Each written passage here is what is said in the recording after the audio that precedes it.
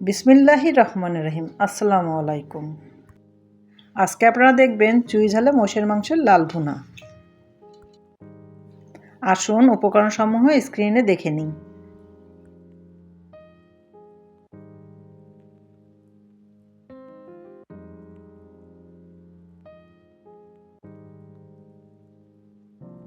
কেটে ধুয়ে রাখা 1 কেজি মোষের মাংস কড়াইতে দিয়ে দিই। মোষের মাংসে তেল বেশি থাকায় আমি এখানে তেলটা কম দিব। 10 থেকে 12টি শুকনো জলচেরা দিয়ে দিই। 5টি বড় পেঁয়াজ কুচি দিয়ে দিই। চায়না রসুন 3টি কোয়া ছাড়িয়ে দিয়ে দিই। আড়াই চা চামচ হলুদের গুঁড়া দিয়ে দিই।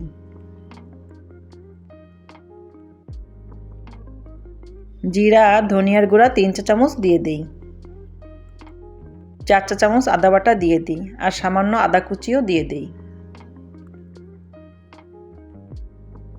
এবার 2টি তেজপাতা ফালি করে দিয়ে দিই।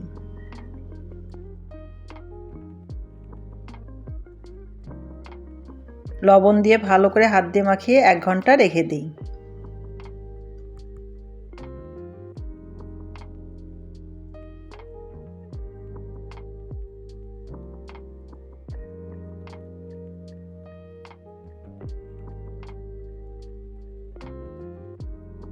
এবার ঢাকনা দিয়ে ঢেকে রেখে দিই।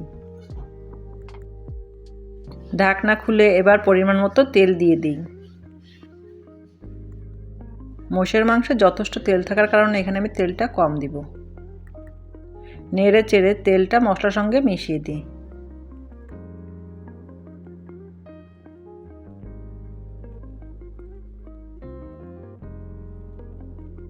এবার চুলাটা অন করে দিই।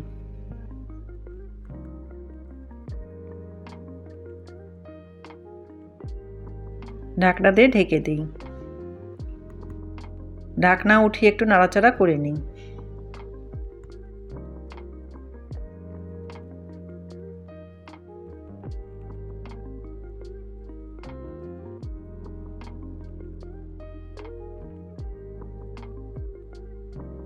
মাংস নাড়াচাড়া করে আবারও ঢাকনা দিয়ে ঢেকে দিই। এবার মাংস থেকে অনেকটাই পানি ছেড়ে দিয়েছে।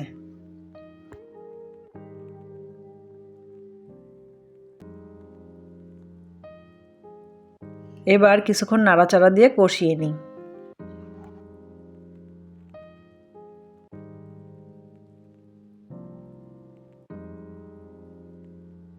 আবারও ঢাকনা দিয়ে ঢেকে দিই। ঢাকনা উঠিয়ে ভালো করে মাংস কষিয়ে নিই।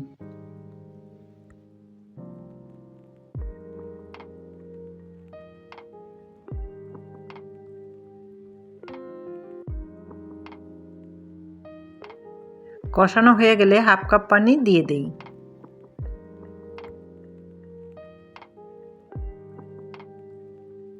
আবারও ঢাকনা দিয়ে ঢেকে দিই।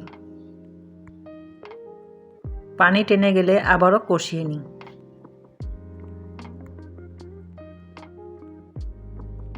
এই রান্নাটা আমাদের খুলনায় খুব প্রচলিত রান্না।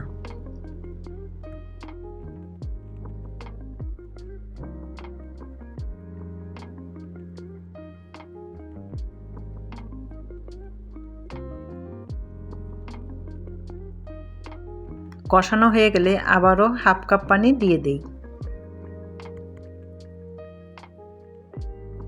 আবারও ঢাকনা দিয়ে ঢেকে দেই।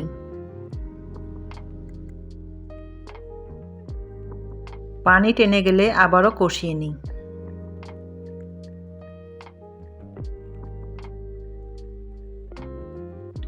এবার 50 গ্রাম চুই ঝাল 10 থেকে 12টি রসুনের কোয়া দিয়ে দিই।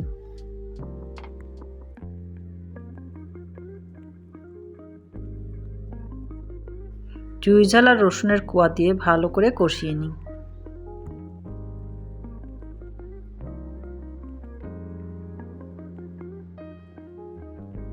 এমনভাবে কষতে হবে যেন চুই ঝালটা অনেকটা সিদ্ধ হয়ে যায়।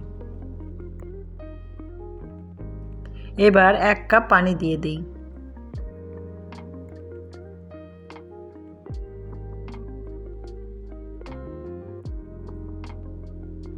ঢাকনা দিয়ে ঢেকে দিই। ঢাকনা উঠিয়ে একটু নাড়াচাড়া করে দিই।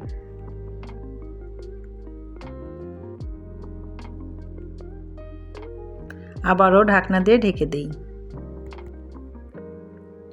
ঝোল টেনে তেল উঠে আসলে তেলে রাখা জিরার গুঁড়া ছিটিয়ে দিই। এবার চুলা বন্ধ করে দিই।